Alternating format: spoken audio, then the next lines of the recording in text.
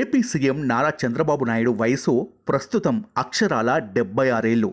ఇన్నేళ్ల వయసులో ఇతరులైతే ఏ వీల్ చైర్కో లేదంటే ఒకంత నడుస్తున్నా పట్టుమని 10 నిమిషాలు కూడా నిలబడలేకపోతున్నారు.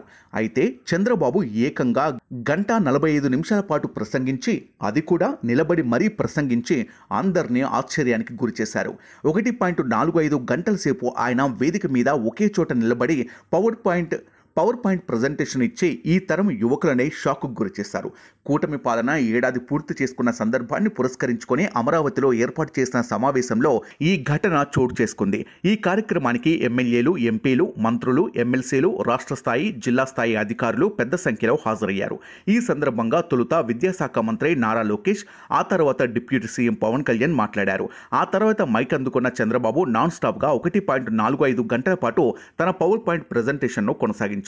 ఈ పవర్ పాయింట్ ప్రజెంటేషన్లో ముందుగానే ఏర్పాటు చేసుకున్న స్లైడ్లను అలా రన్ చేస్తూ వాటిలోని ప్రతి అంశాన్ని వివరిస్తూ చంద్రబాబు సాగారు.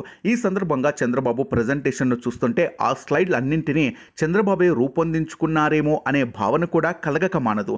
దాదాపుగా అన్ని ప్రభుత్వ శాఖల పనితీరు, ఆయా సంక్షేమ పథకాల అమలు తీరు, త్వరలో ప్రారంభించబోయే పథకాల వివరాలు, ఆయా పథకాల వల్ల జనానికి కలిగే లాభం, ప్రభుత్వంపై పడే భారం, అంతిమంగా సమాజం అభివృద్ధి చెందే తీరు, జీఎస్డీపీ పెరిగే తీరు తదితరాలను చంద్రబాబు ఓ లెక్చరర్ మాదిరిగా అలా చెప్పుకుంటూ వెళ్లారు. బాబు పవర్ పాయింట్ ప్రజెంటేషన్ సమయంలో ఈ సమావేశానికి హాజరైన వారిలో కొందరు కునికిపాట్లు పడ్డా చంద్రబాబు వాయిస్తో తిరిగి లేచి ఆయన చెప్పే విషయాలను వినడంలో నిమగ్నమైన తీరు కనిపించింది. తాను ప్రసంగిస్తున్నంతసేపు బాబు కూర్చోలేదు, ఏ సపోర్ట్ను పట్టుకోలేదు. అంతేనా, ఓ చేతిలో మైకును, మరో చేతిలో పిన్ పాయింట్ను పట్టుకుని బాబు అలా సాగిపోయారు.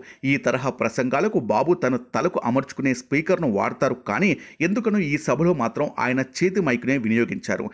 ఏది ఏమైనా చంద్రబాబు స్టామినా వేరే లెవెల్ అంతే.